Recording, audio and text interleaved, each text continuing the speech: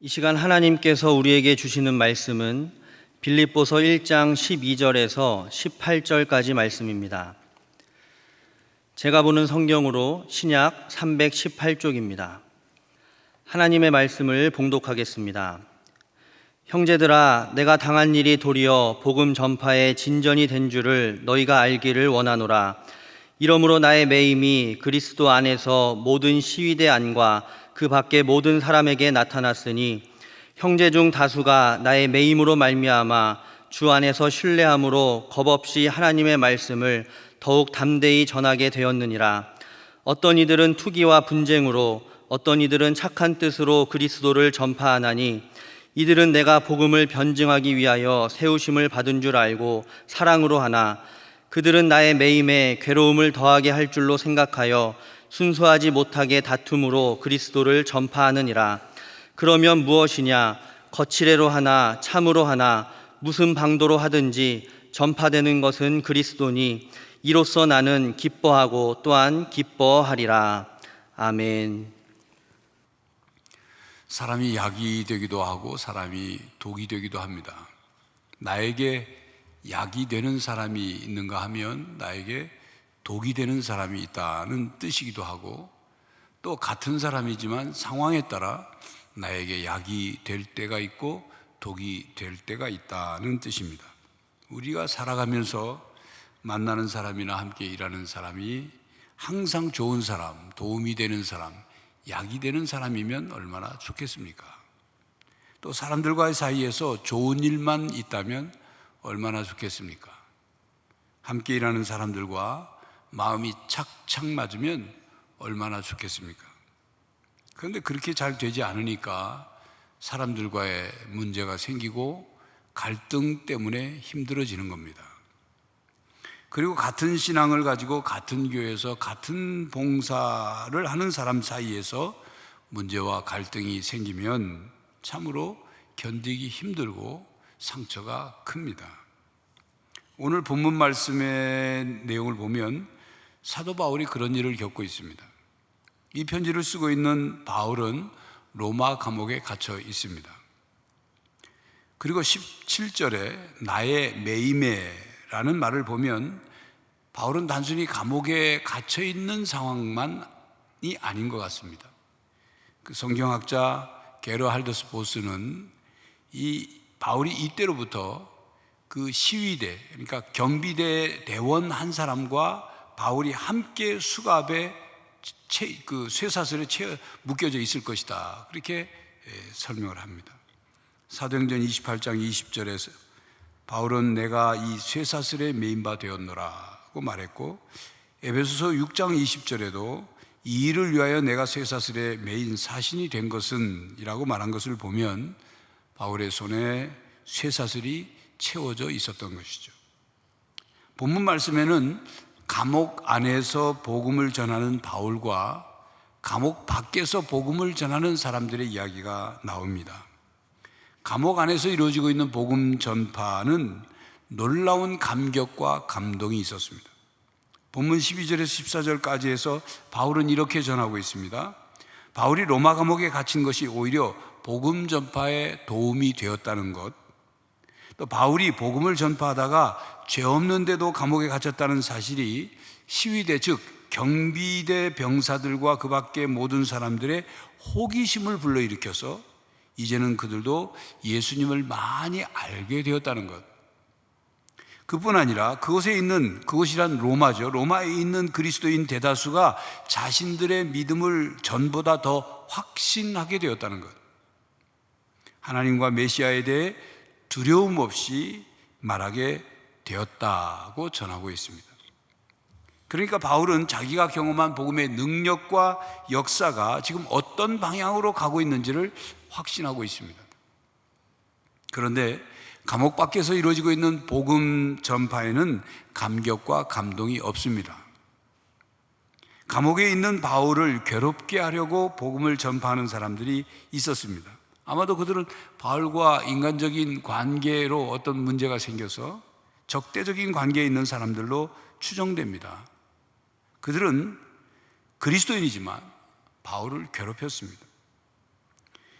고린도후서나 갈라디아서에서 볼 수 있듯이 당시에는 복음에 대한 이해나 인간적인 이유로 바울을 대적하는 사람들이 있었습니다. 그들은 바울이 감옥에 갇혀 바울이 자신들의 눈앞에 보이지 않게 되자 바울이 비운 그 자리에서 자기 이름을 내기에 바빴던 사람들입니다. 그들은 사람들의 시선과 관심을 바울에게서 자신들에게로 옮기기 위해서 애를 썼습니다. 그들은 바울이 어떻게 되든 상관하지 않았어요. 바울의 속을 뒤집어 놓고 바울이 낙심케 되기를 바랬던 사람들입니다. 그래서 본문 17절에 그들은 나의 매임에 괴로움을 더하게 할 줄로 생각하여 순수하지 못하게 다툼으로 그리스도를 전파하느니라. 이 17절 말씀 속에는 바울이 자기를 괴롭게 하려고 복음을 전파한다는 사람들이 있다는 소식을 들은 그것 때문에 마음에 전혀 미동이 없었던 것이 아니라 마음에 괴로움이 있었음을 우리는 엿볼 수가 있습니다. 사실 많은 심리학자들은 바울의 그 기질을 우울질로 분류를 합니다. 이 우울질이란 쉽게 의기소침해지고 또 예민한 사람이라는 얘기죠. 그러므로 바울은 그들로 인해서 분명히 상처를 받았을 것입니다. 잠 못 이루는 밤이 제법 많았을 것입니다. 생각해 보십시오. 순수한 마음으로 복음을 전하지 않고 바울을 괴롭힐 마음으로 복음을 전합니다. 투기와 분쟁으로 복음을 전합니다. 다투는 마음으로 복음을 전합니다. 그 소식을 감옥에서 듣게 된 바울의 마음이 어떻겠습니까? 차라리 그들이 그리스도인이 아니라면 몰라서 신앙이 없어서 저런다 하겠지만 그들은 그리스도인이라는 그 신앙인들이 그렇게 하고 있으니 바울의 속이 얼마나 상했겠습니까? 얼마나 상처가 됐겠습니까? 어떻게 그럴 수 있을까?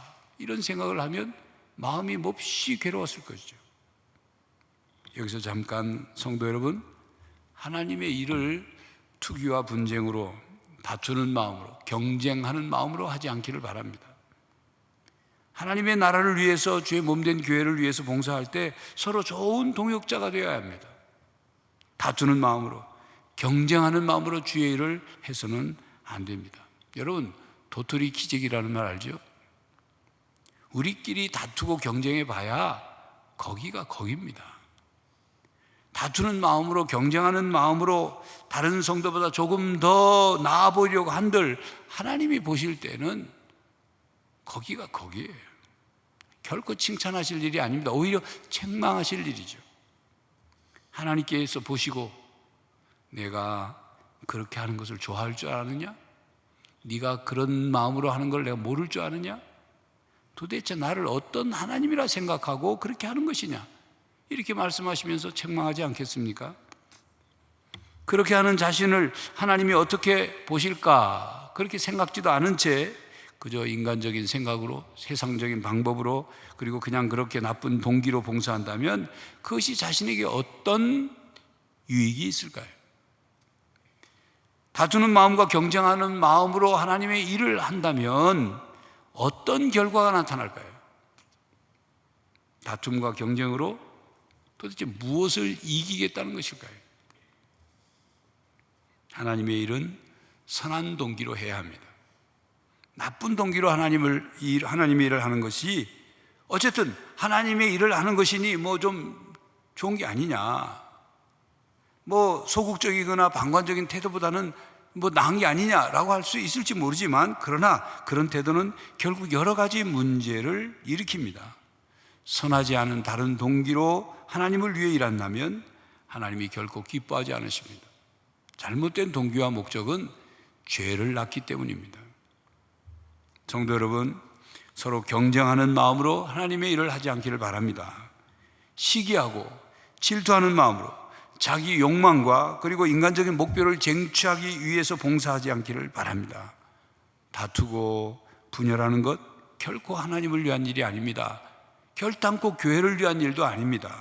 하나님께서 싫어하시고 심판받을 일인 것을 우리는 알고 돌이켜 행하는 신앙인들이 되시기를 바랍니다. 본문 18절에 보면 바울은 자기를 대적하는 그리스도인들에게 거짓 복음을 전한다고 신학적으로 틀렸다고 말하지 않았습니다. 바울의 그리스도 중심적 사고를 우리는 볼 수 있습니다. 그들은 나쁜 동기로 복음을 선포함으로 바울이 설령 자신이 고통을 당한다 하더라도 그것을 통해서 그리스도가 전파된다면 바울은 기쁘다, 그렇게 말했어요. 그렇다고 바울이 나쁜 동기로 그리스도를 복음을 전파하는 것을 잘하는 것이다, 그렇게 결코 말하는 것은 아닙니다. 여기에서 우리는 바울에게서 철저한 그리스도 중심의 신앙을 발견하게 됩니다. 사도 바울은 자신이 겪고 있는 일에 대해 손익계산을 했습니다.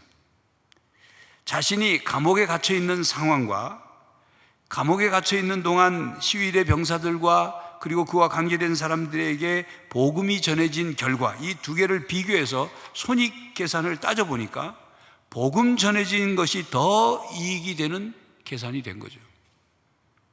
자신이 감옥에 갇히지 않았더라면 시위대 병사들과 그들과 관계된 사람들에게 복음을 전할 기회가 없었을 텐데 오히려 옥에 갇히기를 잘했다, 그 계산이 나온 거예요.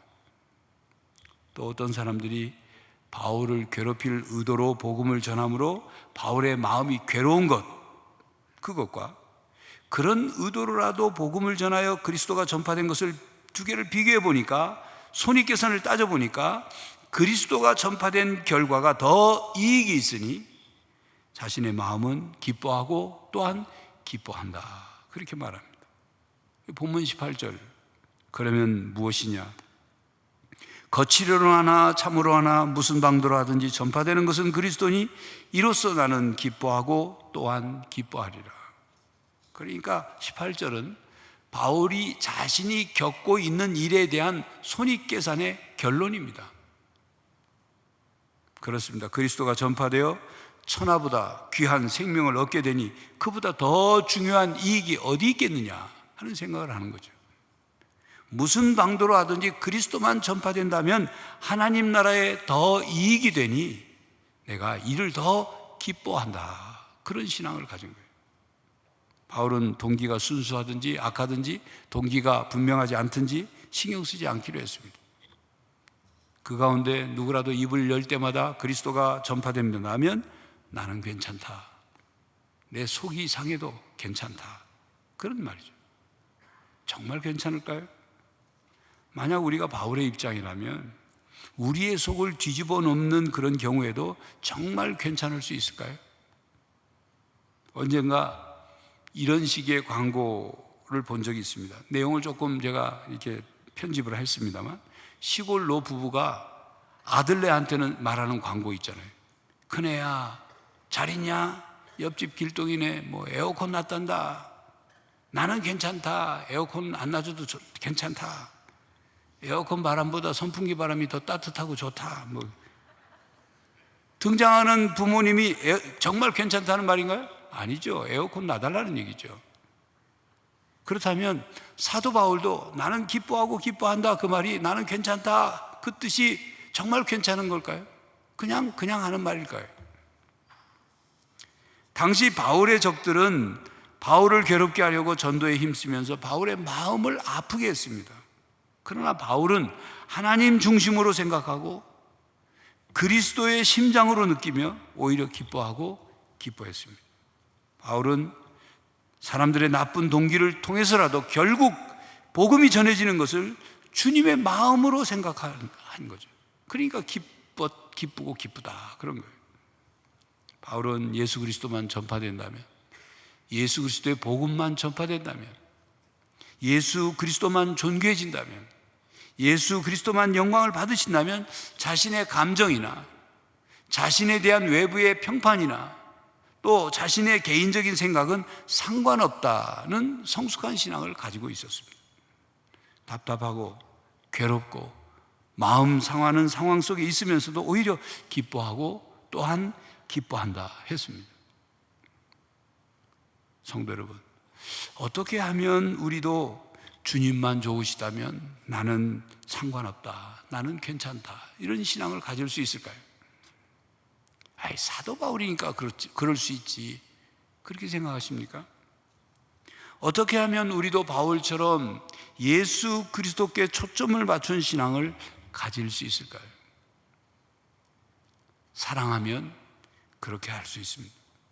예수님을 사랑하면 예수님이 영광 받으시는 일을 우선으로 더 중요하게 생각할 수 있어요. 여러분, 사랑하는 사람이 행복할 수 있다면, 내가 괴로워도 사랑하는 사람을 떠내보낼 수 있다. 그것 어떻게 그럴 수 있습니까? 사랑 때문이죠. 여러분, 부모가 자녀가 잘 될 수 있는 거라면 부모는 괴로움을 끝까지 괴롭더라도 참고 견뎌냅니다. 어떻게 그럴 수 있습니까? 사랑 때문이죠. 우리가 예수님을 사랑하면, 예수님이 기뻐하신다면 나는 좀 속상해도 괜찮다, 상관없다, 이런 마음을 가질 수가 있습니다. 그렇다면 성도 여러분, 우리가 예수님을 그렇게 사랑할 수 있느냐? 예수님을 사랑해야 그렇게 되는데 그렇게 사랑할 수 있느냐? 우리가 예수님께서 우리들에게 베푸신 사랑을 깨닫고 느끼면 그 사랑과 은혜에 감사하며 예수님을 사랑하게 됩니다. 우리가 받을 수치, 우리가 받을 하나님의 진노, 우리가 받을 영벌, 우리가 받을 죽음, 그것을 십자가에서 우리 대신 목숨을 내어주시면서 우리를 대신 대속해 주신 그 예수님의 사랑을 깨닫고 느낀다면 우리는 예수님의 사랑을 그냥 모른 척 할 수 없습니다. 그 예수님의 사랑의 깊이와 높이와 너비와 길이를 안다면 예수님께 사랑만 받고 예수님을 외면할 수 없습니다. 예수님의 사랑을 배신할 수 없습니다. 예수 그리스도의 십자가의 사랑과 은혜를 받은 성도 여러분, 예수님을 사랑하시기 바랍니다. 예수님의 사랑에 응답하시기 바랍니다. 예수님을 사랑하기 때문에 예수님의 복음이 전파되기만 한다면, 예수님의 이름이 높아지기만 한다면 나는 어떻게든 괜찮아, 나는 상관없어 라고 말할 수 있는 성도가 되시기를 바랍니다.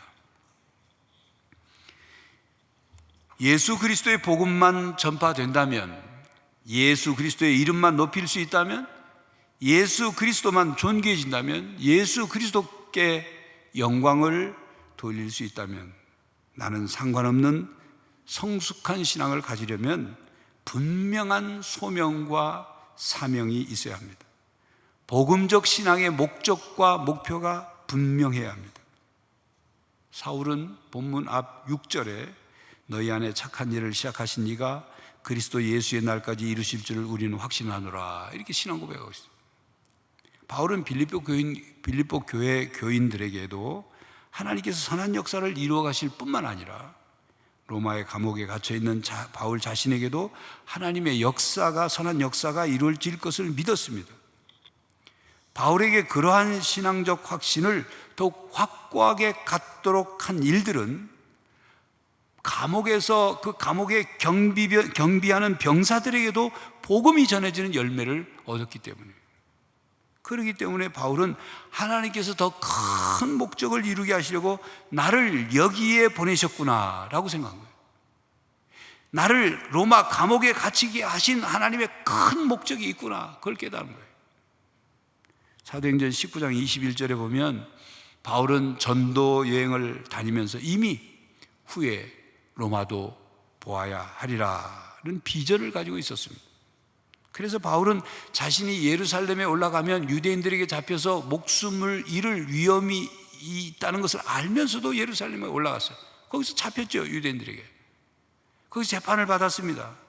그때 바울이 나는 로마 시민권이 있으니 난 로마에 가서 재판받게 해달라. 그래서 로마로 죄수의 몸으로 압송되어 왔어요. 그 과정에도 큰 태풍을 만나서 그냥 고생했죠. 그런 가운데도 하나님의 능력으로 바울을 지켜주시고 보호해 주셨습니다. 그리고 지금 바울은 로마의 죄수의 몸으로 압송되어 감옥에 갇혔습니다. 감옥에 갇혀 있으면서 지금 빌립보 교인들에게 편지를 쓰고 있는 거예요. 그런데 바울은 이 편지를 쓰고 있으면서 제2차 전도 여행 때 빌립보 성에서 복음을 전할 때 그 일을, 그 체험을 생생하게 기억하고 있을 것입니다. 그때에도 빌립보에서 복음을 전할 때에도 억울하게 복음 전했는데 억울하게 감옥에 갇혀서 매 맞고 그런 가운데 있었지만 그 일 때문에, 감옥에 갇히는 그 일 때문에 그 감옥의 간수장과 그 가족을 구원하고 세례받게 해서 그들이 빌립보 교회의 기초가 된 거예요. 교회를 세울 수 있게 된 거예요. 그런 체험이 있었기 때문에 결국 하나님께서 로마 투옥을 사용하여 로마 제국의 복음이 전파되게 하실 것을 믿었습니다. 자신의 삶의 모든 것을 통해서 복음이 전파되고 하나님 나라가 세워지고 있음을 확신했습니다. 이것이 바울이 기뻐하는 이유입니다. 무슨 방도로 하든지 복음이 전파된다면 그것 때문에 바울은 기뻐하고 또한 기뻐하리라, 그렇게 말을 한 거예요. 성도 여러분, 우리도 모든 상황에서 예수님의 이름이 높여지고 하나님께 영광을 올려드리고 예수님 중심의 신앙으로 바울처럼 내 감정, 내 기분, 내 자존심을 뒤로 할 수 있기를 바랍니다. 자기 기분 때문에 신앙이 좌우되는 사람이 있어요. 어떤 사람은 기분 나쁘면 천국도 안 갈 것 같이 말합니다. 내가 기분 나빠하는 사람이 천국에 보이면 저 사람 보기 싫어서 내가 천국 안 갈란다고 그렇게 말하는 사람이 있어요. 기분 나쁘면 주님을 위해 봉사하다가도 그냥 휙 집에 가버립니다. 누구를 위해 봉사하는지가 분명하지 않으니까 교회를 위해서, 주님을 위해서 봉사하다가도 기분 나쁘면 언제든지 내 때려쳐버린다, 때려친다 그러죠. 여러분, 우리의 신앙이 어디에 근거해 있고 우리의 신앙이 누구로부터 출발합니까? 바로 예수 그리스도죠. 예수 그리스도의 십자가의 사랑과 은혜에 우리의 신앙이 근거하고 그 예수 그리스도로부터 우리의 신앙이 출발하잖아요. 여러분, 만약 예수님께서 사람들에게 기분 나쁜, 공생의 기간 동안 예수님이 얼마나 기분 나쁜, 속 뒤집어지는 일들을 많이 겪으셨습니까?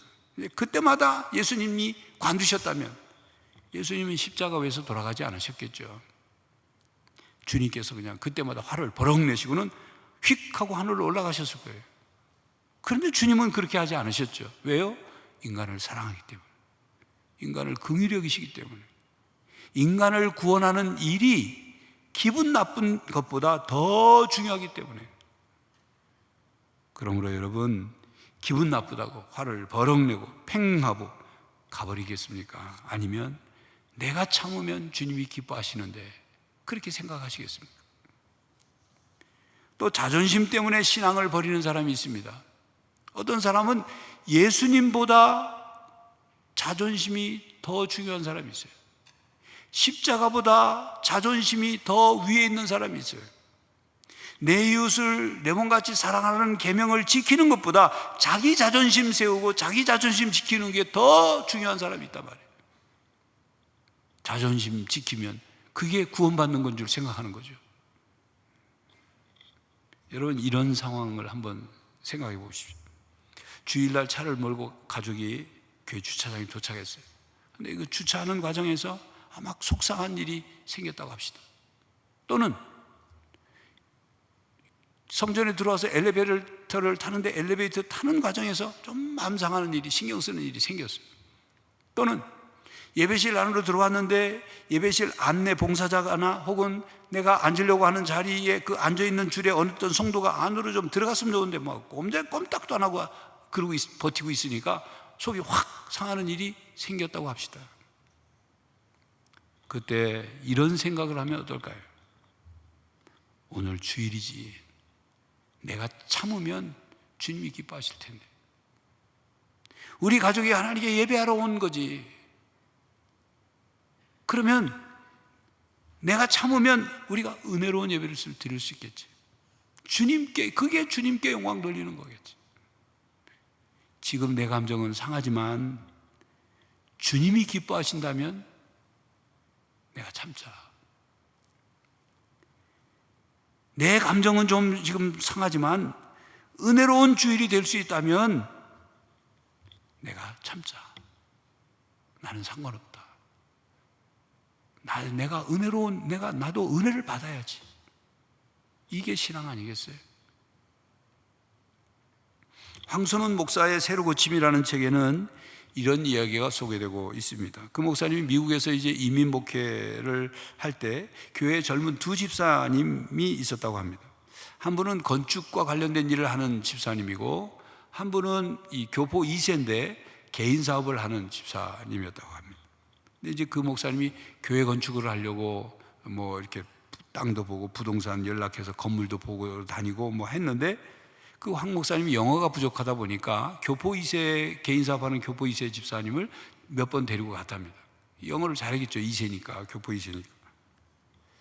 그런데 건축 일을 하는 집사님이 시험 들었다는 얘기를 다른 성도가 전해드려요.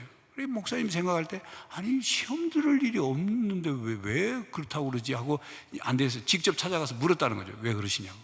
그랬더니 그 집사님이 하는 말이, 목사님은 중요한 일에는 교포 2세 집사를 데리고 가고, 나는 교회 고치고 수리하는 허드렛 일만 시켜서 내가 화가 나고 시험 들었다, 그러다는 거죠.